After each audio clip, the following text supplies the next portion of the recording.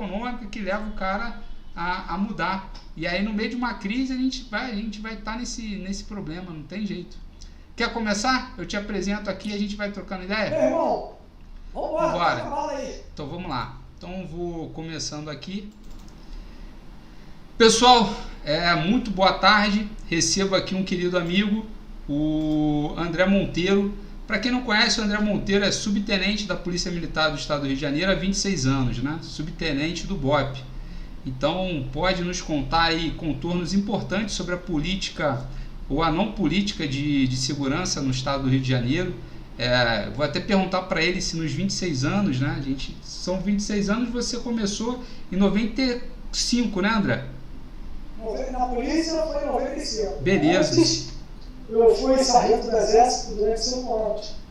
Mas aí, por exemplo, como sargento do Exército, você recebeu treinamento militar. No entanto, você não estava inserido ainda num contexto que é quase um contexto de guerra, mas é um contexto urbano, né? Onde o policial tem múltiplas funções. Uma hora ele está lá para fazer coibir o crime, mas também tem o seu papel de ficar lá como corpo extensivo, atuando também na mitigação só pela sua presença e atuando junto a pessoas, né? E não a inimigos. Então tem aí uma diferençazinha. E com toda essa tua experiência, então assim, você tem uma experiência enorme aí dentro, não só da questão da polícia e também na questão militar, mas também tem um contexto importante dentro de ONGs, a questão de educação, a questão também de você ser ex-diretor-geral do Departamento Geral Socioeducativo, que é o DEGASE. Então você trabalhou com várias idades, né? Trabalhou atuando, por exemplo, no crime de forma direta como subtenente do BOPE, atuou em cima dos menores infratores, então tem uma visão importante do Rio de Janeiro, fora a sua bagagem, que é enorme, né? Fora que também é professor de Direito. Então, sem mais delongas, André, eu queria conversar contigo sobre o seguinte, meu caro. Em 95, 2021, o que você acha do Rio de Janeiro? Mudou a dinâmica da violência? Piorou, melhorou ou só se reconfigurou? Boa tarde, meu amigo. Boa tarde a todos que estão nos assistindo. Pedro, você é um camarada, uma pessoa assim, de um valor inestimável. Eu agradeço a você por esse bate-papo. Pedro, assim, eu fazendo uma leitura de 95, né, foi quando eu entrei na polícia, até hoje, a gente pode ver que houve uma mudança na forma comportamento da criminalidade comportamental. O que acontece? Em 95, quando eu entrei na polícia, a gente tinha um criminoso, né, a gente tinha um tráfico de droga que não era tão agressivo, né, e tão alucinante como nós estamos hoje. A gente, por exemplo, eu nasci e cresci em comunidade carente, tá? E hoje ainda moro no acesso a essa comunidade. Tá? Então eu convivo com essa comunidade porque tem projetos nessa comunidade para os jovens, para adolescentes e crianças.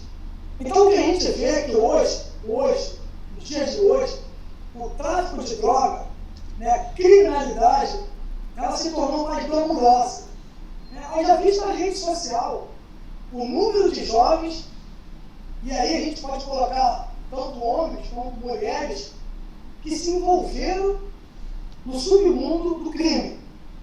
Né? E isso é muito preocupante. Né? E a gente começou a ver também, Pedro, a banalização da violência.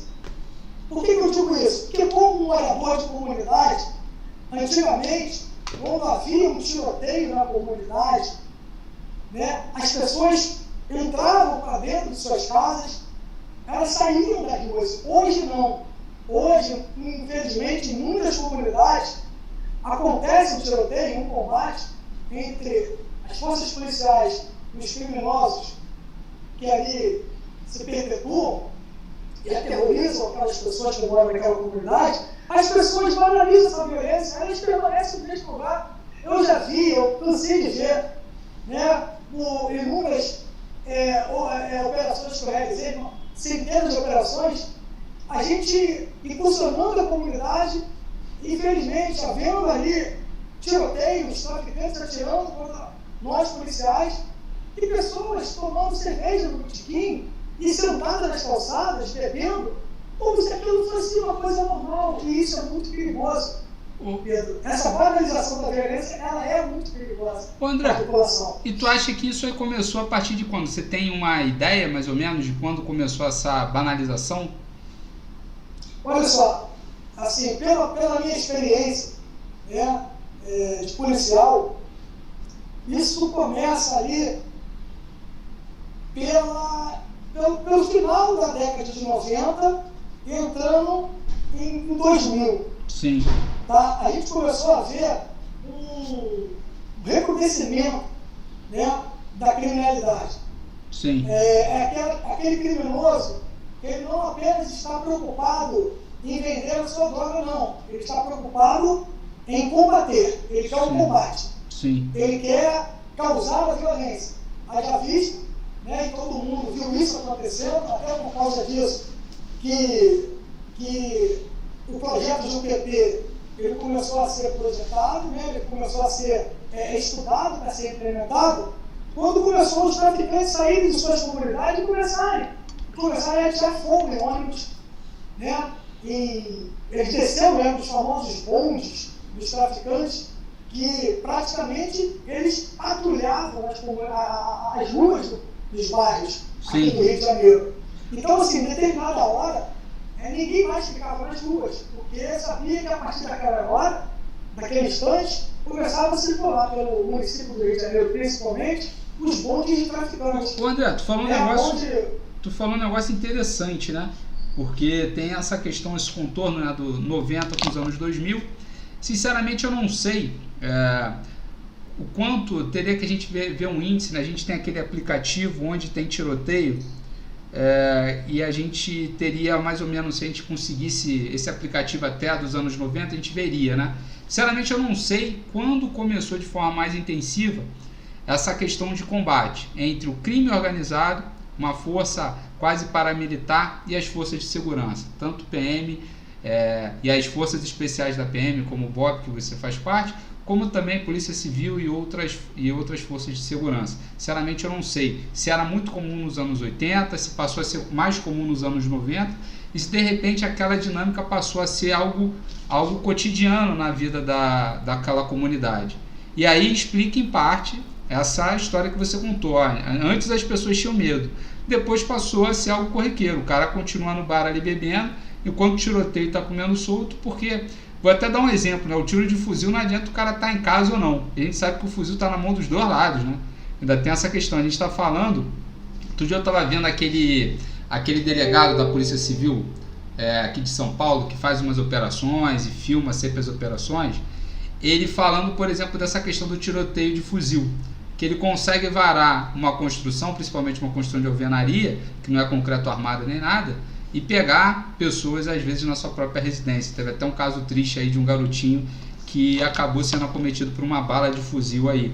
Então tem uma dinâmica estranha, né? E a vida na comunidade ficou cada vez mais difícil. E aí eu queria te perguntar, dentro dessa dinâmica, principalmente pós anos 2000, e com a chegada do Beltrame, que prometia até uma grande mudança, né? Não sei se você já viu Tropa de Elite 3, aquele DVD pirata que na verdade era o Beltrame explicando a dinâmica, inclusive, de como as armas chegam no Brasil, quando que o Brasil não fabrica fuzil, não fabrica armamentos pesados. Então ele em parte questiona os americanos que reclamam das drogas indo para os Estados Unidos, mas os americanos não reclamam, por exemplo, das apreensões de armas importadas dos Estados Unidos. A gente teve a maior apreensão aí no aeroporto, e os Estados Unidos fingiram que não é nem com ele, né? Um carregamento vindo de Miami. Então eu queria entender, você sentiu uma mudança nessa dinâmica pelo Beltrame, e por que não deu certo, ou se teve algum problema no meio do caminho, ou se tem alguma coisa que eu também não observei? Eu sou uma pessoa, e eu falo aquilo que eu acho que é certo falar. Muitas pessoas criticam essa forma como eu sou, mas eu considero a UPP um dos melhores projetos de segurança pública do Brasil. Tá? Por que eu considero? Porque, na verdade, nós nunca tivemos, principalmente aqui no Rio de Janeiro, nenhum projeto tão audacioso de segurança pública quanto o projeto PP. O grande problema, e aí eu falo isso porque eu participei de todas as ocupações, eu participei de todas as operações de retomadas de territórios dominados pelo tráfico para a implantação da UPP. Tá? Inclusive, foi eu com a minha equipe que acabamos escrevendo o manual das UPPs, porque na verdade ninguém nem sabia como seria o resultado desse projeto. Então nós começamos a escrever desde o primeiro dia em que nós acessávamos a comunidade, funcionávamos para preparar aquela comunidade para o recebimento da UPP, até o último dia em que nós entregávamos aquela comunidade à unidade de polícia pacificadora para que eles continuassem o serviço. Então ali nós começamos a fazer um trabalho muito bacana, Pedro. Isso aí poucas pessoas sabem. Nós começamos a legalizar os comércios dentro das comunidades. Você lembra que antigamente tinha as famosas lan houses? Sim, sim. Lembra? Nós começamos também a legalizar aquelas lan houses. Por quê? Porque muitos computadores eram roubados para serem montadas as lan houses. Então nós começamos a fiscalizar as lan houses e todos os computadores tinham que ter a nota fiscal, tinham que ser colocado num cadastro, né? Tinha que fazer parte do patrimônio daquela lan house, então tinha que ter origem. Tá? Isso nós começamos a fazer a comunidade andar dentro de uma legalidade.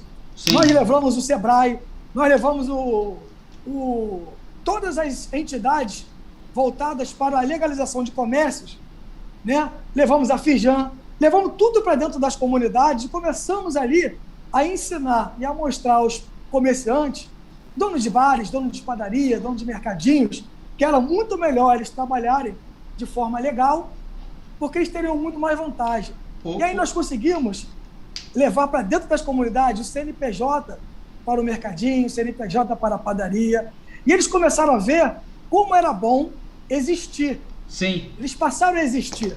André, eu até fiz um projeto de avaliação das UPPs. Na época eu estava como professor, se eu não me engano, na Federal do Ceará. E as UPPs, elas tinham uma dinâmica que poderiam, inclusive, valorizar os imóveis, valorizar os aluguéis. Exatamente. Isso seria super importante para a gente entender, inclusive, o impacto econômico e financeiro da UPP. Para cada R$1 gasto, qual seria o retorno? No entanto, até uma fala do Índio da Costa, que já veio aqui falar, ele comentou que o Paz, na época, jogou contra a UPP. É verdade ou não? Porque a gente sentiu falta de aparelhos municipais, né? Tu falou da FIJAM, você falou aí, por exemplo, do SEBRAE, mas cadê os colégios, os CRAs, as creches, postinhos de saúde e tudo mais? Exatamente. A parceria seria o seguinte: o Estado entraria com a segurança, o saneamento daquela comunidade, com relação à retirada do traficante, do marginal, da ditadura do fuzil daquela comunidade, e os outros entes federativos entravam com a prestação de serviço, no caso a prefeitura, com os CRAs, creches, a parte ali de estrutura para aquela comunidade.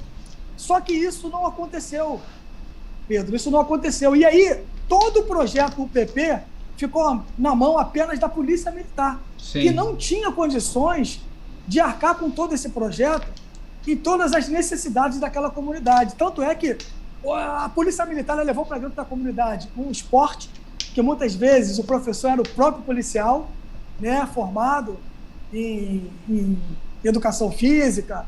Então, assim, nós começamos a mostrar àquela comunidade, as comunidades, que era muito melhor viver em paz, com mais oportunidades, do que viver em guerra e sem ter oportunidade. Só que, realmente, a prefeitura não fez o dever de casa, não fez o que deveria fazer. E aí, depois, pior ainda, nós começamos a ver que virou um projeto eleitoreiro. Sim, eu ia comentar agora. Eu ia comentar agora pelo seguinte, né? Quando a gente vai ver a implantação da UPP, ela começa por zonas mais ricas da cidade. Por exemplo, o cara que não é do Rio não vai entender. Mas o Rio de Janeiro, ele na verdade, ele é uma cidade meio circular. Tem um maciço no meio, você tem a Zona Sul que cria ali uma enseada, você tem a Barra da Tijuca que contorna aquele maciço, aí você vai passar pela Zona Oeste, Zona Norte, faz o contorno, vem do centro e fecha-se aquele mais ou menos um ciclo. E as UPPs se concentraram onde? Na Zona Sul. Principalmente no início. A primeira UPP, se eu não me engano, foi a do Dona Marta, onde o Michael Jackson chegou a entrar, e ela foi querendo completar aquele cinturão ali da Zona Sul. Inclusive, houve um expulsamento do crime organizado para regiões menos favorecidas, que inclusive propiciou, por exemplo, uma guerra que dura até hoje, por exemplo, na Praça Seca, em regiões ali da Zona Norte que eram mais calmas. Você também notou essa dinâmica e se teve alguma lógica do ponto de vista operacional ou simplesmente foi essa dinâmica eleitoreira que você comentou? A dinâmica eleitoreira ela existiu e foi muito forte, né? Ela foi muito importante, inclusive até para o desgaste desse projeto, né? Porque, como você falou uma coisa muito interessante, houve realmente, né, o êxodo, né, de traficantes de determinadas áreas que foram para áreas que não haviam tanto poder do tráfico assim. Né? E essas áreas acabaram sendo contaminadas. E aí a gente pode citar várias outras áreas, como a região serrana, como a região dos lagos, Niterói sofreu muito com isso. Exatamente. Então, assim, a gente começou a ver que alguma coisa deveria ser feita. Né? E aí, quando o Sérgio Cabral ele conseguiu ser reeleito em cima do projeto do PP, né, ele começou realmente a deixar o projeto meio que de lado. A verdade foi essa. Foi quando começou a haver ali os ataques, né, de traficantes que estavam voltando às áreas e começavam a matar policiais. Sim. Então, policiais sendo mortos dentro dos containers. Eu não sei se você tem eu não sei se você tem esse dado, eu também esqueci de pegar, de morte de policiais por ano, que cada ano batia recorde, né? 2012, 2013, 2014, 2015, exatamente. Parece que a gente conseguiu controlar, mas naqueles anos houve a profissão policial militar era uma profissão de altíssimo risco, né? Não tinha, dificilmente você tinha um dia que não houvesse morte de policial, né? Não, continua, né, Pedro? Assim, a profissão de policial no Brasil e principalmente no Rio de Janeiro, ela talvez seja a mais arriscada do mundo com relação aos outros países, né? Em nenhum lugar do mundo você encontra a quantidade e o tipo de armamento que é encontrado nas comunidades do Rio de Janeiro. Então, assim, se você encontrar a quantidade e o tipo de armamento que é encontrado aqui em qualquer outro lugar do mundo, aquele local está em guerra. Sim, sim. Ele está em guerra, né? Ou ele está numa guerrilha. Mas aqui no Rio parece que isso é normal. Pois é. Quando que não deveria ser. E aí eu queria entrar, então, no nosso tema principal, André, pelo seguinte, né? A gente viu essa operação no Jacarezinho. Pelo que eu entendi da dinâmica, eles foram investigar um aliciamento de menores por parte do tráfico. E esse aliciamento é explicado em parte, inclusive pela política que você fez parte do menor infrator, porque é vantajoso, enquanto você é menor, participar de uma atividade criminosa. Sua renda é pequena e sua punição é pequena, então o lucro que você pode ter é mais elevado. E você contar que quem é menor não tem um raciocínio ainda, não tem uma moral formada, então a gente vai perdendo toda uma geração. E aí o que aconteceu? Parece que o policial civil foi desmontar uma barricada e tomou um tiro. Eu não sei como é que foi a dinâmica. Aí se você puder me explicar para todo mundo. E aí começou aquele confronto. E a gente percebeu que pelas apreensões e pelo perfil de quem foi, sei lá, neutralizado ou executado, dependendo de quem está narrando o fato, eram perfis de pessoas ligadas ao crime. Inclusive, grande parte dos que choram são os familiares que têm todo o direito de chorar. Ninguém pode reclamar de um choro de uma mãe, de um choro de uma irmã, de um choro de uma filha ou filho. E eu queria que você desse contornos a essa dinâmica e de repente fizesse uma comparação da atuação da Polícia Civil com a atuação geralmente da PM ou do BOP, que você faz parte. Porque aí eu já entendo que são incursões diferentes, né? Porque ali era uma investigação em curso e geralmente nas suas incursões, são incursões às vezes que não são nem planejadas, né? Acontece um fato, acontece uma explosão de alguma coisa e vocês têm que ir lá meio que tentar resolver. Pedro, é bom que se ressalte. A operação da Polícia Civil foi totalmente legítima, né? Foi uma operação pautada em meses de trabalho de inteligência e investigação. Os policiais não foram ali de forma aleatória, eles foram com alvos pré-determinados, com mandado de prisões, de busca e apreensão. Então foi uma operação legítima e necessária. Então, as muitas pessoas, e aí eu fico brabo, Pedro, você me conhece muito bem, eu fico brabo quando um monte de pseudo-especialistas em segurança pública, desculpe aí, sociólogos, antropólogos e especialistas em direitos humanos, querer discutir uma coisa que, na verdade, eles não conhecem com experiência, com vivência. E aí eu falo com muita tranquilidade. Eu nasci, cresci... Opa, será que a gente... Pode voltar, pode falar, pode falar. Eu nasci, cresci, né, e moro em comunidade. E eu sei exatamente como é viver numa comunidade. Ah, mas por que você mora ainda? Eu moro porque tem meu projeto. Ah, mas eu não sou promíscuo. Eu não me envolvo com marginalidade, não me envolvo com tráfico, né? Faço o meu projeto que tem que fazer. Agora, Pedro, é muito difícil ver todo mundo criticando os policiais. E aí, seja os militares, seja os policiais civis, policiais militares, policiais federais, rodoviários federais. É muito fácil você criticar, principalmente, quando você também é um dos responsáveis pelo aquele fato. Mas como assim, André? É muito fácil, e aí eu vou entrar pela minha forma de pensar, é muito fácil a gente ver a esquerda, né, membros da esquerda começarem a falar o Freixo, Lindbergh, que nem eu vi alguns vídeos deles falando, esses caras não sabem nada de nada. Pelo contrário, eles são um dos maiores culpados pelo que está acontecendo nas comunidades carentes. Ô André, e aí fala pra gente do contorno dessa operação do COR, então, se eles são acionados também parecido com o BOP, quando tem algum tipo de confronto, e se o que você pode dizer, por exemplo, daquela facção ali que entrou em confronto com a Polícia Civil, e se você já presenciou um poder militar tão grande quanto esse, se é comum esse poder militar tão grande, né? Porque pelo que foi apreendido ali, não me parece ser nem de longe pessoas desavisadas, eles estavam preparados para o confronto, né? Exatamente. A COR, assim como o BOP, são tropas especializadas, né, muito bem treinadas, muito bem adestradas para esse tipo de operações. Não que o restante das polícias não sejam, todas elas são, mas realmente o Batalhão de Operações Policiais Especiais e a COR, eles têm um treinamento, né, que dão condições de realmente realizar uma operação. Inclusive, você pode ver que o grau de efeito colateral foi muito baixo.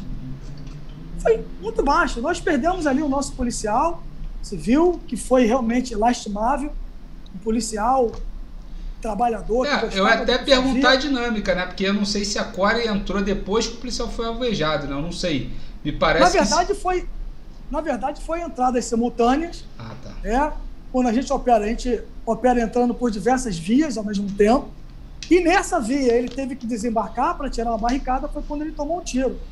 E aí, olha só, Pedro, como é interessante analisar esse fato. O policial que tomou um tiro, ele estava atirando em alguém? Não. Estava desmontando uma barricada, é isso aí, né? Estava atirando uma barricada. Isso aí desconstrói totalmente essa ideia, essa falácia de que a polícia entra atirando. Não é isso. O policial desceu da viatura para tirar uma barricada para que a viatura pudesse avançar. E nisso ele toma um tiro na cabeça. Putz. Ora, ele não estava dando tiro em ninguém, Ele estava apenas desembarcando para retirar a barricada. E assim, é muito complicado, porque essa barricada que ele tirou ali, na qual ele foi alvejado, pela qual ele foi alvejado, Pedro, essa barricada, ela cerceia o direito do morador da comunidade de receber um auxílio médico de uma viatura do SAMU, de uma viatura do Corpo de Bombeiro, caso tenha ali um incêndio naquela comunidade. Então, você veja que há toda uma tirania, uma forma tirana de obter ali, de empreender o poder ali na comunidade pelo tráfico de drogas. André, isso aí você nem precisa comentar. Isso aí a gente tem uma noção clara, né, de que o tráfico não é... Opa, vê se saiu, voltou. O tráfico nem de longe é algo que deva ser tolerado, né? Mas eu, olhando a dinâmica aí, eu quero que você construa comigo um raciocínio, que é o seguinte, né? Vieram com o papo de que, em parte, a Polícia Civil estaria associada às milícias para poder invadir o Jacarezinho, que seria uma das comunidades, uma das poucas ou a única comunidade no Rio de Janeiro que não seria dominada pela milícia.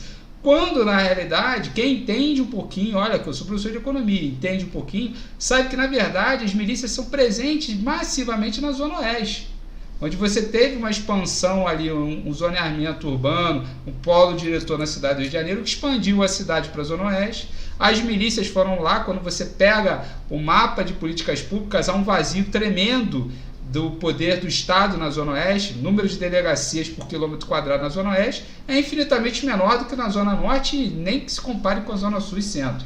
Então, um ponto. Zona Sul não tem milícia. Zona Norte, muito pouco. Além disso, na dinâmica do Jacarezinho, você tem uma Mangueira ali muito próxima, que, se eu não me engano, tem uma UPP. Então, falar ali que a Polícia Civil entrou para expulsar o grupo que seria rival da milícia não faz muito sentido. Aí você concorda comigo ou não. E para piorar esse discurso, eu queria entender contigo. Porque me parece que o Jacarezinho é uma região muito pobre, não é uma região cujo tráfico de drogas seja o carro forte.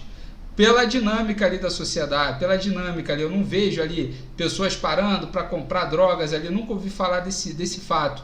No entanto, existe uma dinâmica de roubo mais acertada. Por exemplo, e você também vê ali pelo grau de armamento e pela qualidade das apreensões que não foi apreendido drogas, mas muitas armas. Então, que tipo de dinâmica, se você souber, acontecia no Jacarezinho? E qual era a facção dali, né? Hoje em dia eu não sei mais nada. Antigamente a gente mapeava o Rio de Janeiro por facções. Ali é o terceiro comando, ali é o primeiro comando, ali é os amigos dos amigos. Hoje a gente não sabe mais o que é o que. No entanto, existe uma dinâmica ali. Não me parece que o tráfico no Jacarezinho seja o carro forte. Por conta da região, tá? Porque o tráfico a gente sabe que é muito associado ao consumo. Para ter consumo tem que ter pessoas vindo de fora consumir. É uma região violenta, então muita gente evita. É diferente daquelas favelas na Zona Sul que a gente sabe que não tem nem milícia lá. Pedro, o tráfico de droga, ele realmente, ele tem assim uma significância muito grande ali, tá? Inclusive com consumo interno também. Tá, com o consumidor interno. E assim, o Jacarezinho é uma comunidade estratégica, né? Você vê ali que ela fica num ponto estratégico. O Jacarezinho, ela pega vários bairros. Sim. Ela pega Del Castilho, ela pega Maria da Graça, Caxambi. Caxambi, uma partezinha ali caindo, se você consegue chegar no Meia. Então você tem ali uma comunidade que fica entre vários bairros. Isso possibilita um consumo ou uma venda muito maior de drogas, porque são várias entradas por diversos bairros. Aí você não consegue, a polícia ela não consegue estar em todos os lugares ao mesmo tempo, mesmo tendo uma unidade pacificadora ali no Jacarezinho. Tá? Só que o Jacarezinho ele começou também a ser um entreposto. Tá? Ele passou a receber drogas, grande quantidade, e distribuir. Tá? E distribuir. E isso até por ter ali uma comunidade muito, demograficamente falando, muito grande. São ali 40 e poucos mil moradores, tá? E é muito fácil para o traficante fazer com que o Jacarezinho seja esse entreposto e até ter uma segurança meio que humana. São a quantidade de pessoas nas ruas, como eu falei, banalizando a violência, né, dificultando ainda mais a operação policial, né? Isso causa ali para o próprio traficante uma blindagem muito importante. Sim, tá? sim. Muito importante. E para quem não conhece a região ali, é uma das poucas favelas que não é morro, né? É uma comunidade plana, uma comunidade plana. Então, quando você passa do metrô, para quem já foi para o Maracanã, o metrô ali Maria da Graça, o metrô Del Castilho, você consegue observar a imensidão que é essa comunidade. E tinha uma fábrica da General Electric, eu não sei se está funcionando ainda, que era enorme também. E é um terreno que, se for invadido também, aí vai ser uma explosão ali de um crescimento desordenado, né? Provavelmente dobra aí o tamanho da comunidade. E, cara, é isso, né? Então o tráfico ali ainda é o carro-chefe. Você sabe qual é a facção que comanda aquilo ali? Eu não faço a menor ideia. Ali é a facção autodenominada Comando Vermelho, mas também o Jacarezinho tem quadrilhas de roubadores, né? Sim. Quadrilhas de marginais que praticam o roubo. Você tem ali no Jacarezinho também a prostituição, tá? Você tem a prostituição, você tem o aliciamento de menores. Inclusive, isso foi até um dos motivos para o desencadeamento dessa operação. A quantidade de menor, e aí eu posso até falar, não só o adolescente, mas a criança mesmo, com 10, com 11, com 10, com 11, na pré-adolescência com 12, que participam desse tráfico de droga que ali funciona, é muito grande. Sim. É muito grande. Então, isso, como você falou, Pedro, e a gente fica muito preocupado, é uma coisa que reflete diretamente numa geração. Sim. Ou seja, eu tenho sempre falado, Pedro, onde eu vou, que infelizmente, Pedro, você tem sua filha, eu tenho meu filho, que acho que já é um adulto, mas eu tenho sobrinhos pequenos. Infelizmente, nós temos uma geração que ela está perdida. Ela está perdida para o tráfico, ela está perdida para marginalidade, para o crime comum, e aí eu estou falando de furto, de roubo, né? Ela está perdida para prostituição, né? São crianças sendo aliciadas para serem prostituídas. Então, isso é muito preocupante, né? Agora, como é que nós, policiais, podemos ver isso acontecer e não tomar uma atitude? Sim. Se o Estado não toma com as suas outras políticas, então nós da segurança pública temos que tomar. Você falou uma coisa muito interessante, Pedro, só para complementar aqui, o crescimento desordenado, a ocupação desordenada do solo, que é uma responsabilidade da prefeitura, que não faz o seu papel de fiscalização, contribui muito para o aumento da criminalidade, o aumento das comunidades, que crescem a cada dia de forma desordenada. E a prefeitura não está nem aí. Por que isso? Porque a gente vê muitos políticos, vereadores, deputados, tudo envolvido nessa situação. Sim, deixando que o caos se instale para que eles possam se beneficiar desse caos. Existe essa dinâmica aí que a gente observou, por exemplo, na comunidade da Muzema, né, André? Que foi algo bem notório, né? Primeiro você deixa frentes comunitárias invadir aquela região, depois vem um líder comunitário, né? Às vezes impondo a força, e que acaba dominando aquele terreno, construindo prédios e depois querendo fazer a legalização, e eventualmente aí podem acontecer tragédias como aconteceu aí no caso da Muzema. E aí, cara, exatamente, o que você tem para responder sobre aquele argumento que eu acho imbecil, depois eu dou minha resposta, de que a operação no Jacarezinho não foi bem sucedida por um motivo simples, porque não vai acabar com o tráfico, não vai acabar com o aliciamento, e que seria uma operação de enxugar gelo. Então a polícia, em tese, fez o papel lá, matou 30 pessoas, mas não vai mudar nada, então deveria agir com mais inteligência. Qual é a resposta para esse tipo de argumento? E mais, qual seria uma segunda o que deveria ser feito de continuidade naquela região? Essa parte é que eu mais gosto, meu amigo. Pedro, nós somos pessoas que temos nossos ideais, né? Somos pessoas que raciocinam, que discernem entre o bem e o mal, sobre todas as situações. Pedro, hoje eu estava conversando exatamente sobre isso com algumas pessoas aqui no meu escritório. O trabalho da polícia, e aí eu vou falar especificamente com essa operação. Você sabe qual é ou quais são os maiores responsáveis pelas mortes ali? Não. Eu poderia dar um chute, mas prefiro... Dá um chute então aí.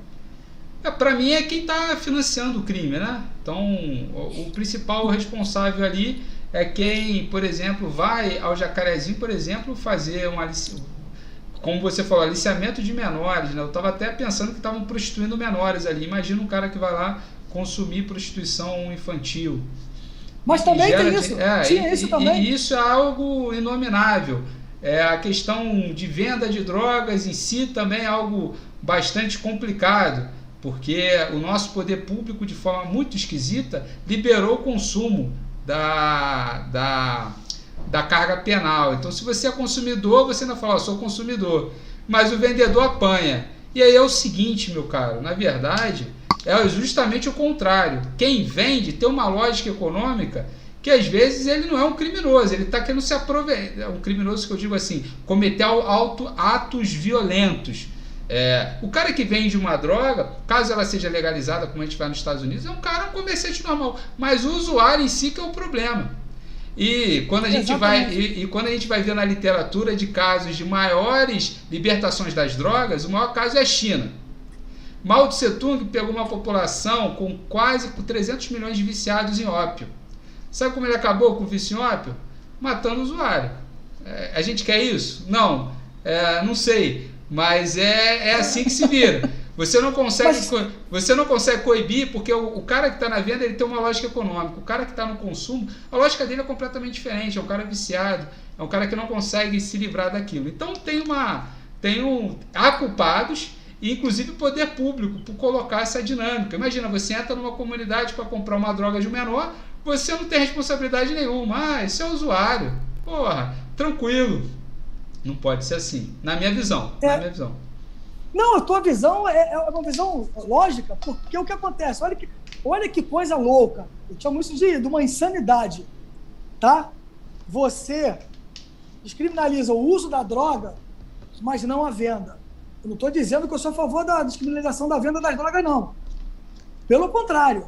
Acho que tornar a droga legal, com vendas em departamento especializado, para mim é uma utopia. Eu vou falar para você por que é uma utopia. Mas olha só que coisa louca. Você libera para que o usuário possa ser usuário. Você libera ele da criminalização.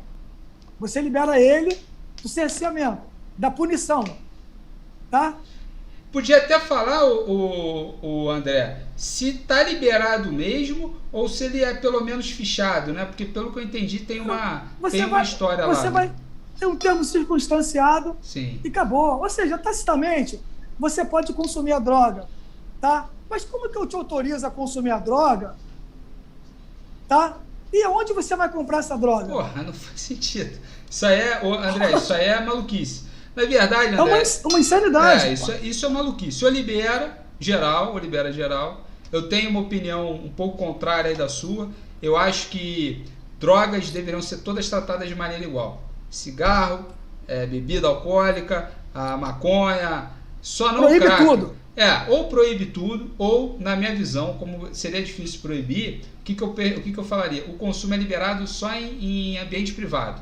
Na rua, André, nem cigarro eu gostaria de ver alguém fumando na rua. Nem bebida alcoólica. Mas onde você compraria, Pedro? Não, aí é que tá, você compraria em ambientes privados, transportaria e não poderia ter o consumo, porque o consumo já era o exemplo. Então, se você não consegue proibir aquele consumo, geraria um confronto, como tem vários casos onde a guerra às drogas ela acaba punindo mais quem está na parte mais fragilizada. Eu liberaria o consumo, liberaria a venda, já que é para liberar, mas o consumo só em ambiente privado. Nunca poderia acontecer na rua, na frente de criança, nem bebida, nem cigarro, nada. Tudo em ambiente privado, fechado, o cara quiser. E mais, se quiser regulamentar com carteirinha, só pode comprar com carteirinha ou coisa que o valha. E para além disso, para a gente não ficar só na utopia, punições severas para quem desrespeitasse. Que aí tem um outro ponto também, né, André? Que grande parte da nossa discussão acaba descambando para a questão da punição. E o nosso Código Penal, se eu não me engano, é de 49 ou de 59, na época do Getúlio Vargas. cuja idade média da população era de 40 a 50 anos, a pena mais alta é de 30 anos, ou seja, o cara fazia uma conta demográfica, o cara cometeu um crime com 20. Se a idade média é 50, ele vai chegar morto, então não precisa da pena prisão perpétua. O que os caras fizeram? Pegaram esses 30 anos, começaram a escalonar com bom comportamento, etc. O cara cumpre um sexto da pena, vai embora e o cara vive mais 80 anos ali, depois de cometer um assassinato, um estupro, um homicídio triplamente qualificado, crimes de trânsito com influência de drogas e tudo mais. Então a gente tem uma sociedade cujo Código Penal não regula mais nada, né? Também tem isso. Mas, voltando aí pro assunto, sobre essa questão aí do jacarezinho e tudo mais, que a gente estava comentando aí sobre o que gera essa dinâmica aí, e aí você pode explicitar o que você acha também. Então, Pedro, assim, voltando aqui ao assunto do Código Penal, se a gente pegar o nosso Código Penal e comparar com o Código Penal de outros países, o nosso Código Penal ele não deixa nada a desejar, não. Tá? O grande problema é a aplicação da pena. Né? Então, assim, você falou uma coisa interessante. Se o marginal ele toma 30 anos, ele vai ficar 30 anos e acabou. Essa progressão da pena, né? essa progressão de regime com a diminuição da pena, né? Progride o regime, diminui a pena, coisa e tal, isso tem que acabar. O cara tomou 20 anos, ele vai ficar 20 anos. Tá? O grande problema está na aplicação da pena. Isso é um problema que realmente tem que ser mudado. O André, 20 anos, parece que 20 anos nos Estados Unidos você pega por um assalto à mão armada sem vítima envolvida. Então, isso aqui no Brasil daria, sem vítima envolvida, daria no máximo 8 anos. Tem uma conta mais ou menos assim, que é o tal do artigo 157. Eu não sei se é 157 ou eu esqueci qual é o nome do artigo, mas tem 157, aí... com violência, o grave ameaça. Com grave ameaça, mas sem vítima, né? Sem fazer vítima. Então tem aí questões assim que a gente vê que, infelizmente, no Brasil, grande parte da nossa cultura de zelar pela vida vai por água abaixo. E aí, dentro dessa dinâmica, cara, e aí vamos conversar um pouco sobre o que aconteceu aí no Jacarezinho, eu fico perguntando, como é que daria para efetuar prisões lá, no meio de uma guerra, em que você é alvo de projéteis verticais, né? Vamos pensar o seguinte, você está numa comunidade, você está recebendo tiros e os alvos estão se instalando em partes mais elevadas. Tem como você operar com segurança dentro dessa dinâmica? Ou você aí fala a tua experiência? Eu acho que não. E aí a gente vai usar, o que nós falamos, o adestramento, né? O adestramento, a qualificação dos nossos policiais. Né? Porque realmente operar num ambiente tão hostil assim, uma geografia em que coloca o policial em desvantagem, é muito difícil. É muito difícil. Agora, você vê que foram efetuadas prisões. Então, assim, se o marginal ele vai se entregar, pronto, acabou ali. Cessou o embate. O grande problema é que a criminalidade hoje, você lembra que nós falamos lá no início? Ela é uma criminalidade que ela vai para o embate, ela quer o combate, ela quer partir para cima da polícia. Né? Antigamente, e eu falo isso porque eu via isso acontecer, era pequeno, o traficante ele não queria, o marginal ele não queria embate com a polícia. Hoje não. Hoje o marginal, o traficante, ele quer o embate com a polícia. E tem uma explicação para isso, André? Tu consegue explicar o racional desse comportamento? Cara, então é o que eu estou te falando. Isso é uma coisa insana. Você lembra que eu falei da glamuralização da violência, do crime? Isso se tornou glamuroso. Né? Você vê na internet, é o cara fazendo uma música de apologia ao crime, de apologia ao marginal. Então, infelizmente, a internet é muito boa, mas ela também é usada em algumas formas, em algumas vezes, de forma nociva, de forma danosa à população, à sociedade. Então, hoje, você ganha dinheiro fazendo músicas de apologia, eu não chamo nem isso de música, mas fazendo música, entre aspas, de apologia ao crime, de apologia ao traficante. E aí você vê a quantidade de jovens que se deixam levar por esse glamour. Porra, é por sensacional. essa glamorização. Sensacional. E uma pergunta, André, agora pegando um ponto mais sensível, sobre a questão da corrupção nas Forças Armadas, né? A gente sabe que é uma triste realidade, tanto em qualquer escala, né? Tanto na PM quanto na Polícia Civil e etc. O que você tem notado de pessoas que você, não precisa citar nomes, mas de colegas seus ou conhecidos que foram expulsos das Forças de Segurança, tanto da Polícia Civil quanto da PM? A gente tem alguns casos aí de grupos de extermínio formados por ex-membros das Forças de Segurança. Essa dinâmica sempre foi assim? Piorou? Como é que você, se quiser falar também sobre esse assunto, tá?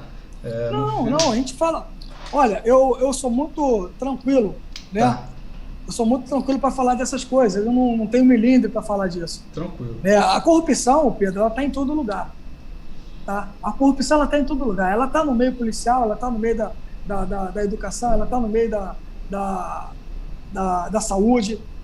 Tá? Então, ela está em todo lugar. Ela está no meio das Forças Armadas também, ela está na Polícia Federal, ela está em todo lugar. Ela está no meio de empresários. Haja vista aí a Lava Jato. Então, não existe... E ela está mais enraizada ainda no meio político.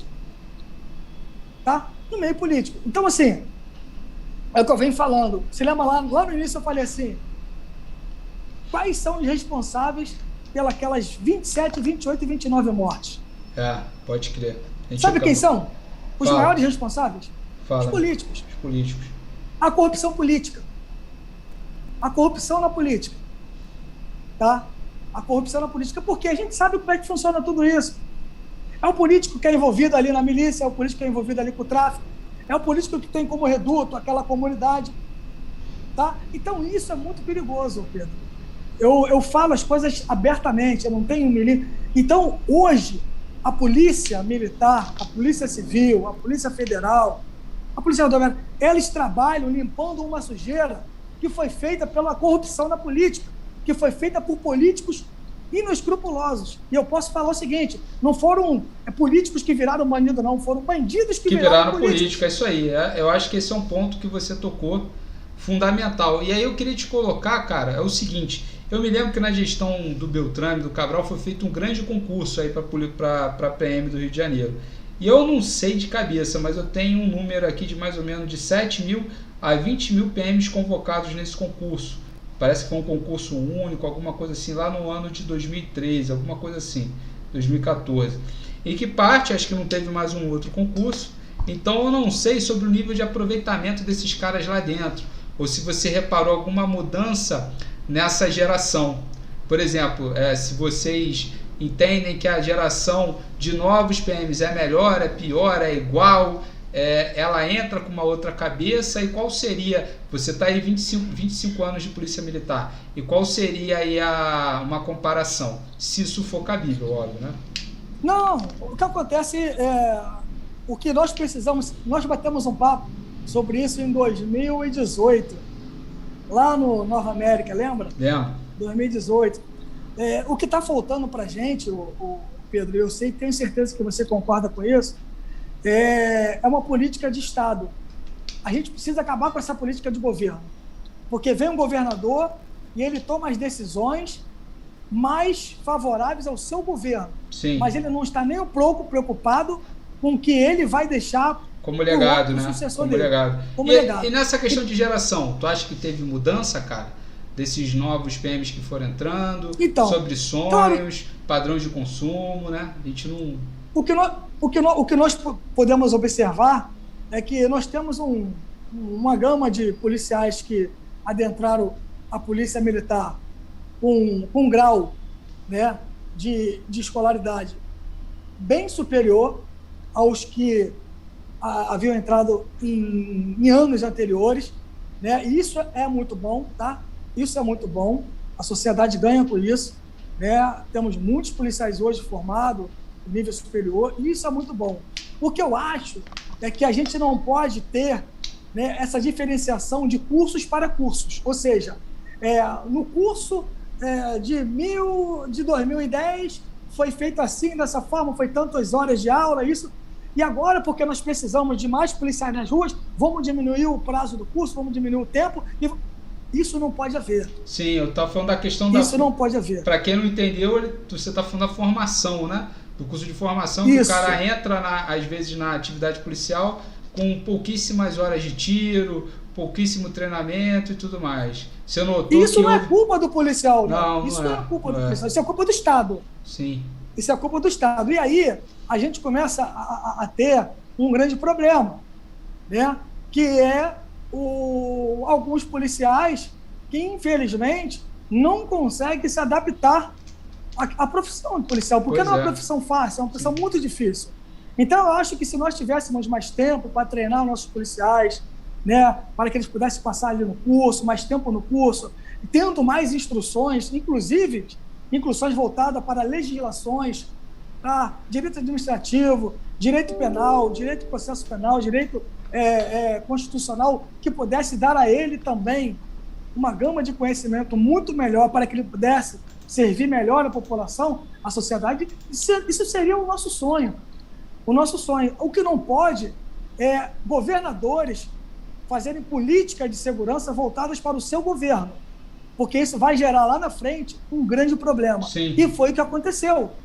Nós tivemos aí governos que fizeram 2, 3 concursos e governos que não fizeram nenhum concurso.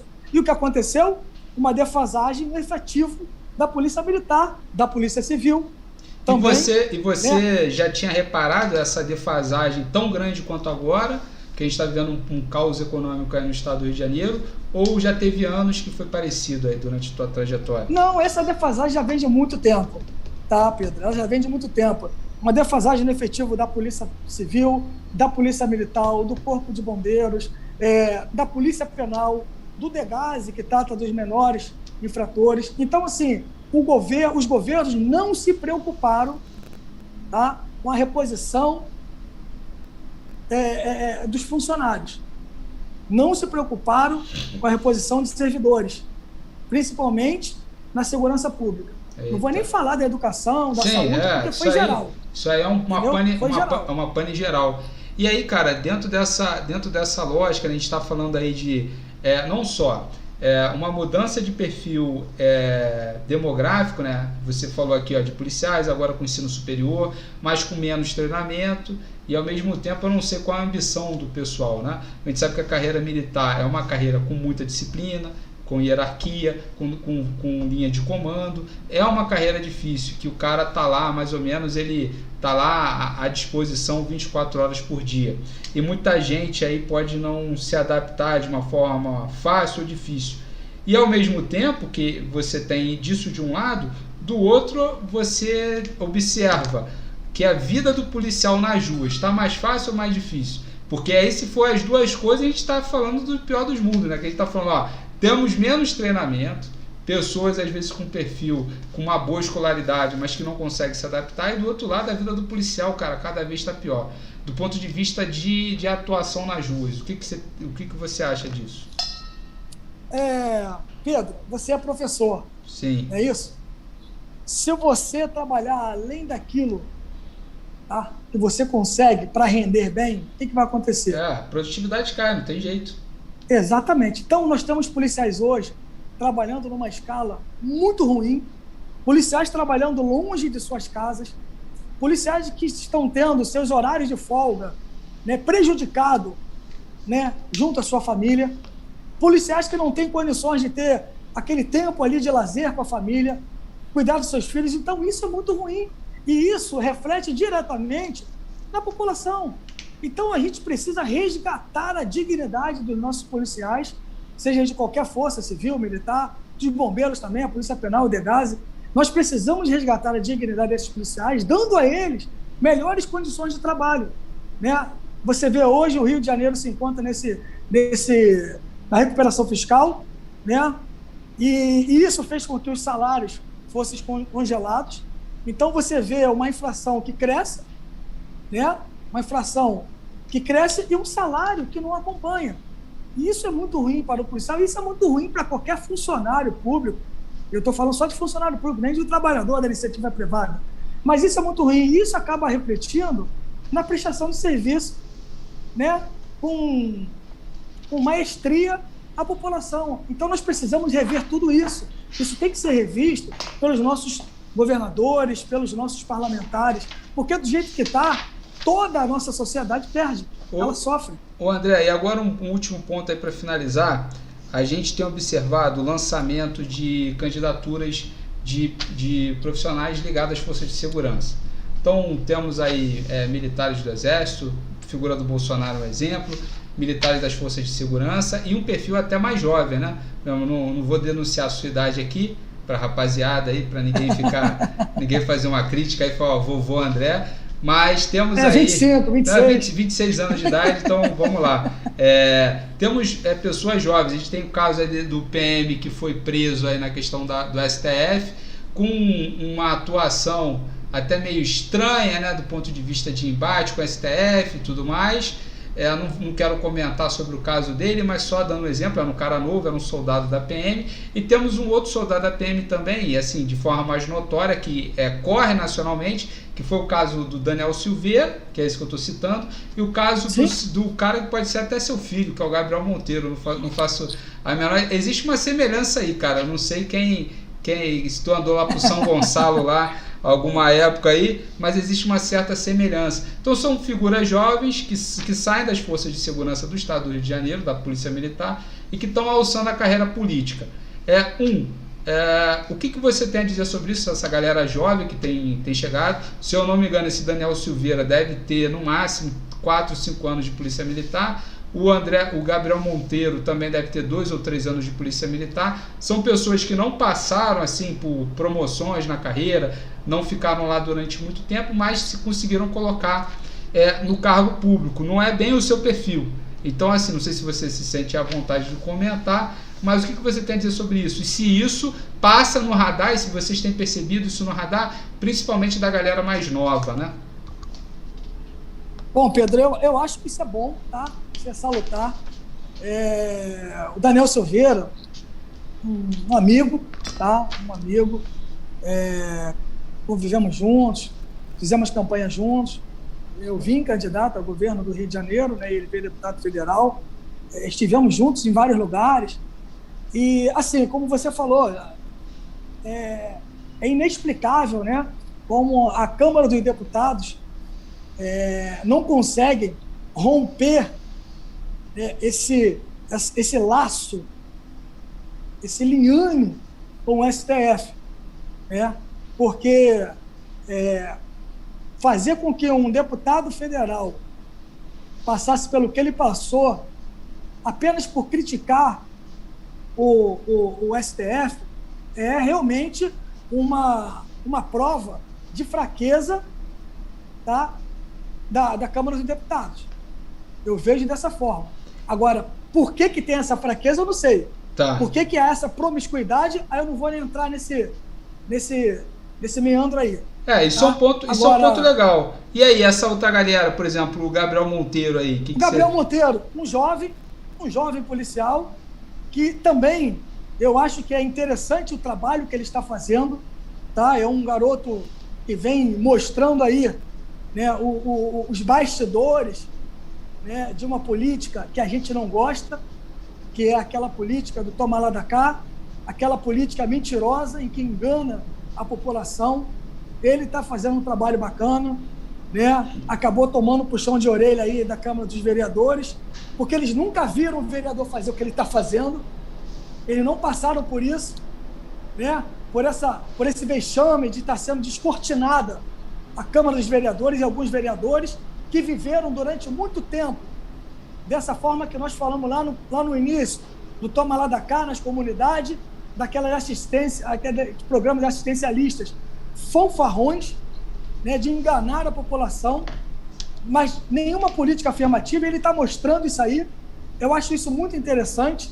Eu acho que isso deveria realmente acontecer e está acontecendo. Eu acho que nós temos que ter mais políticos dessa forma, que mostrem a verdade, que queira realmente fazer com que o serviço público seja prestado com mais maestria à população e não um serviço público de enganação. E aí? Agora, então, é isso que eu ia te colocar, porque o Gabriel, cara, eu conheci ele criticando a própria Polícia Militar. E aí depois eu me lembro que o primeiro vídeo que eu vi dele, cara, que foi um debate nacional, foi em cima dele com aquele coronel, eu esqueci o nome dele, o coronel que atuava no gabinete, já era... Marcos Paz. Não, coronel Marcos Paz. Ibis, que fazia um serviço até parecido com o seu, né? Tinha uma ONG ali na comunidade do Complexo do Alemão, se eu não me engano, e ele criticando o coronel de uma forma muito, muito enfática. Eu vou ser sincero, se ele fizesse uma crítica daquela perto de mim, tomava-lhe a tapa. Então, assim, eu achei até que o coronel Ibis ali foi um cara bem controlado. E ele, cara, fala abertamente de vários desvios da corporação. Então, eu não sei, a corporação enxerga ele como um... Porque o Daniel Silveira que você coloca, ele não faz um ataque à própria corporação, não vi isso. Eu vi ele colocando assim esses pontos que você levantou, de críticas e até passando do ponto em relação a figuras da STF, ele falou que ia bater, que não sei o quê. Eu achei ali que ele se perdeu no discurso. Só que o Gabriel, ele chega e vai apontando para tudo quanto é lado. Aponta para dentro lá da Câmara, como você, da Câmara dos Vereadores, como você apontou, mas também apontou muitos desvios na PM, como um soldado também novo. O pessoal comenta sobre isso, chegou a ter uma opinião formada sobre ele, porque pelo que eu estava entendendo, ele estava para ser expulso da PM quando ele se lançou. Isso é um pensamento meu, tá? Isso é um posicionamento meu. Não, claro. É um posicionamento meu. O que acontece é o seguinte, há realmente alguns excessos, né, cometidos, porque eu entendo o seguinte, a polícia militar, ela tem como base a hierarquia e a disciplina. Tá? Sim. E essa hierarquia e disciplina não é só da polícia militar, mas é da vida militar. Qualquer força militar tem isso. Exatamente. Então, eu acho que tem que ter um bom senso nisso. Eu acho que em nenhum lugar cabe o desrespeito. Tá? Desrespeito. Eu acho que isso aí realmente é uma coisa que não deve acontecer. Tá? Eu entendo que ele, com o tempo, vai começar a entender que não é dessa forma que a gente tem que seguir. Né? É um jovem, né, que está entrando na política, revoltado com muitas coisas que encontra de errado, mas a gente precisa realmente ser comedido em algumas coisas. Em outras, não. Outras nós temos que realmente ir lá e colocar o dedo na ferida. Ser enfáticos, tá? Né? Sim. Isso, sermos enfáticos. A gente não pode compactuar com erro, não podemos compactuar com crime. Sim. Tá? E em alguns momentos, nós temos que saber dosar, né? Porque senão acaba virando um pouco de sensacionalismo. E é isso que a gente não quer. Mas é um político que está começando agora e entendo que ele está fazendo um trabalho assim excelente de mostrar os bastidores de uma política que nós não queremos mais. Nós não queremos mais. E é isso que nós temos que começar a fazer. Nos revoltar, não contra pessoas, mas nos revoltar contra um sistema. Né? Contra um sistema que está falido, uma política podre, uma política imunda, em que nós devemos, sim, colocar um freio nisso. E é aí que nós vamos começar a reconstruir um Estado melhor e um país melhor.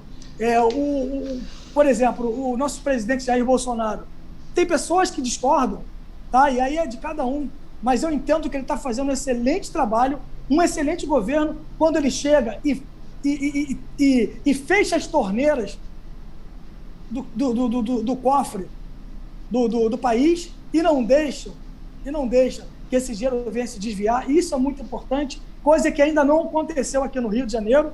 Eu espero que aconteça no Rio de Janeiro, que essa roubalheira aqui cesse, que essa roubalheira diminua, porque da forma como está, a população do Rio de Janeiro não aguenta mais. É tanto desvio que a gente não sabe se, com todo esse desvio, como seria o nosso Rio de Janeiro. Eu tenho certeza que seria muito melhor. Esse ponto da corrupção é um ponto importante, e aí eu vou dar o meu adendo aí em relação a essa questão que você colocou do Bolsonaro, que é o seguinte: ele teve a oportunidade, cara, única, de sair como o maior presidente aí da história do Brasil. No entanto, ele abraçou, cara, uma ideia em relação ao combate à Covid-19 que foi muito equivocado.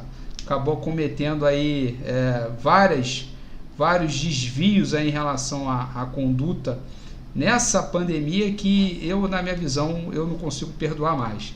Eu acho que ali ele acabou cometendo vários desvios por desconhecer do assunto, tá? E não ter humildade para solicitar ajuda como ele teve na campanha. Eu achei que faltou humildade ao presidente, no sentido de que quando ele na campanha perguntava uma questão de economia e saúde, ele falava sempre que ia remeter ao seu ministro.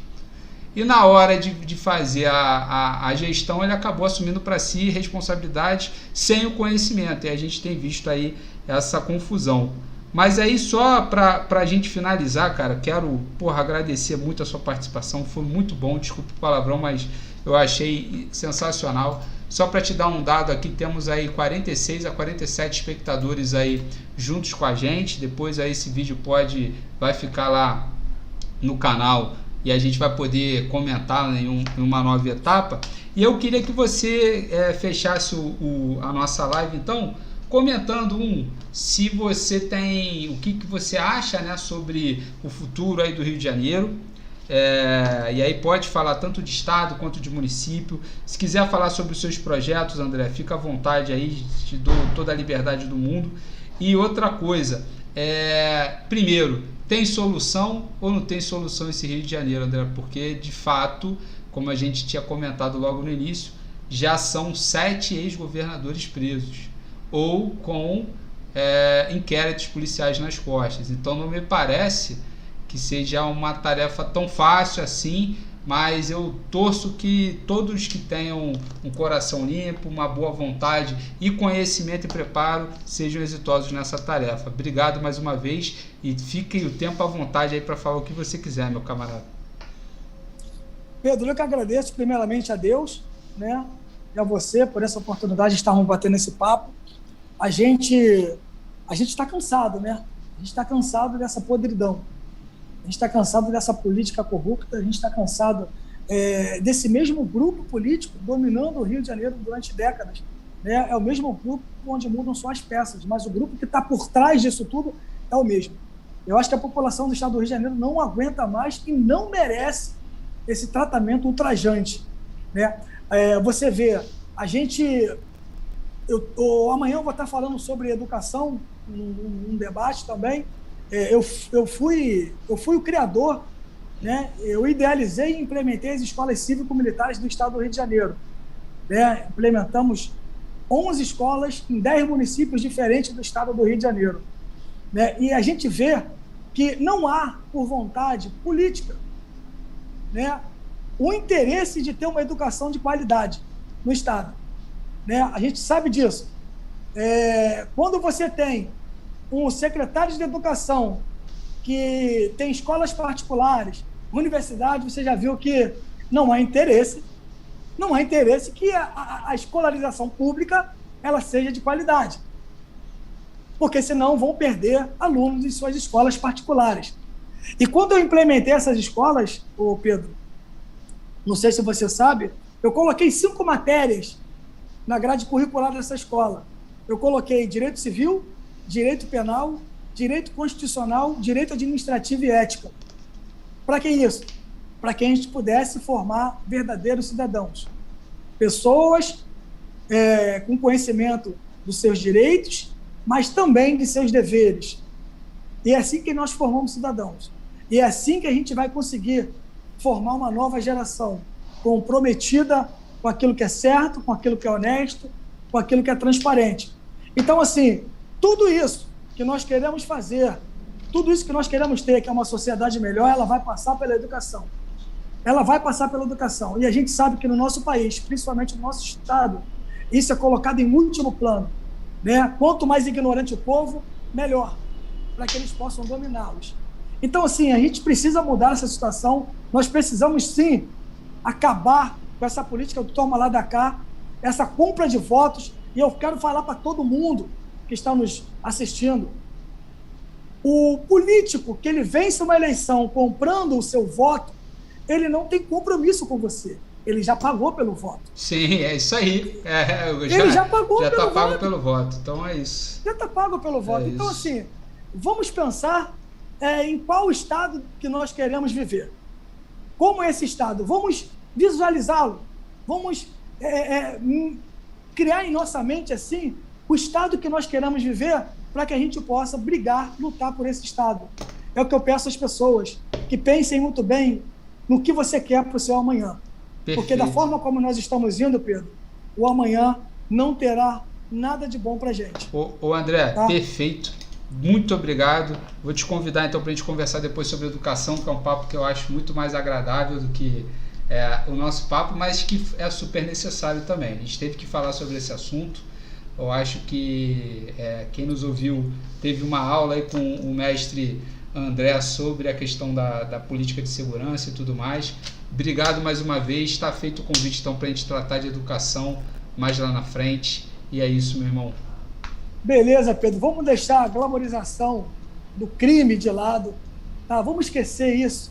Não vamos ficar olhando para as luzes coloridas do crime, do tráfico, porque isso não vai levar a gente a lugar nenhum. Só a morte ou a prisão. Beleza. Tá? Vamos em frente, meu irmãozão. Valeu. Vou encerrar aqui. Pode continuar aí, que eu só vou encerrar a live aqui.